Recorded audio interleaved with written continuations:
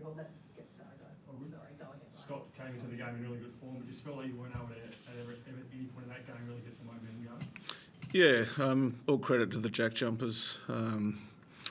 They play with a doggedness, determination that if you don't match, you're going to have results like that. And that was disappointing, but we had so much to play for. We're now on life support, it'd be fair to say. But all credit to what they did at both ends of the court. How disappointing is that, as you said, had so much to play for, you come in and start, obviously fall back well in that second half, but to start the way you did, that must have been a disappointing aspect of the game. Yeah, it's devastating.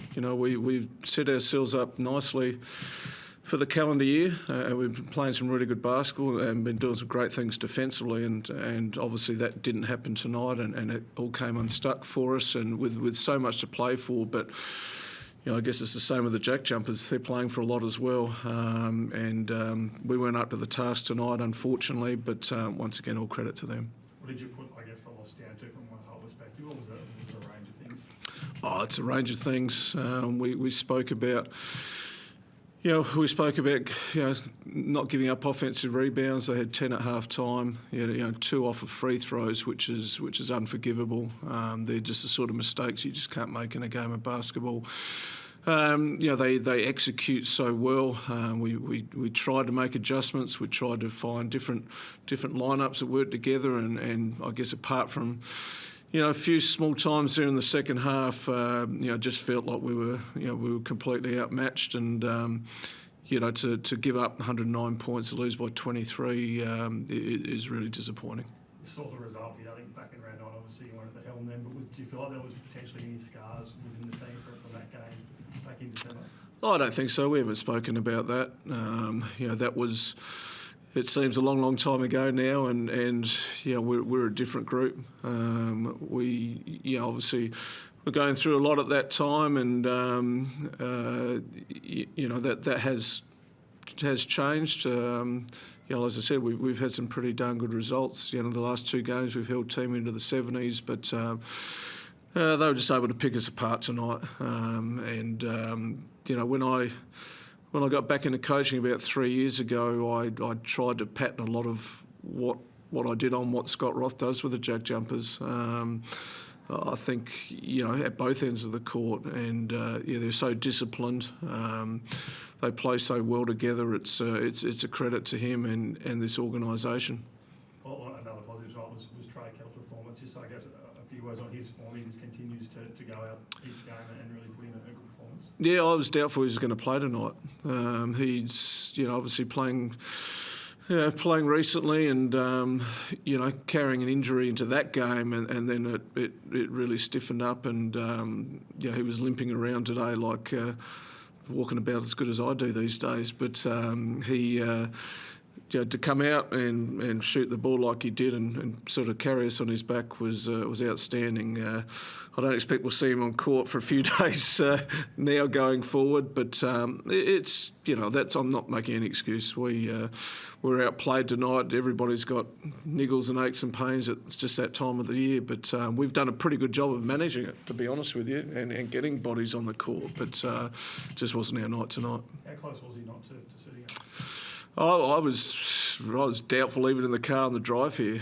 Look, he was, in his mind, he was always going to play. He's a competitor, but there'll be some fallout over the next couple of days. We'll have to manage him through and get him ready for next Friday night.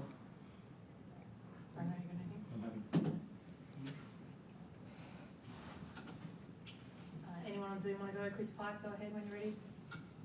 Yeah, sure. I can jump in.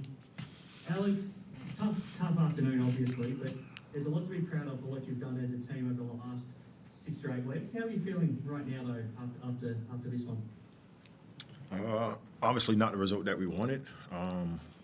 Pretty much had control of our destiny before the end of this result, but still 2 games left and anything can happen.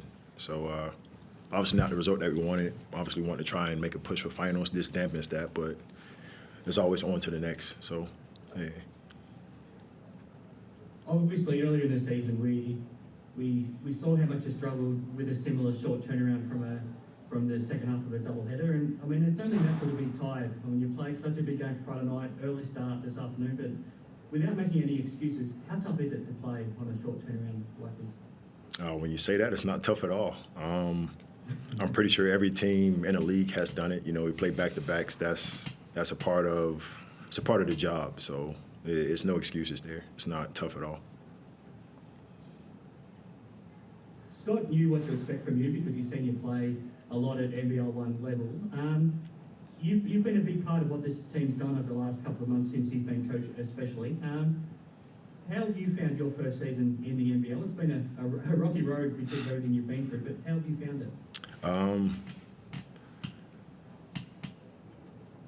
It's been challenging in a sense of the outside noise being distracting in the beginning.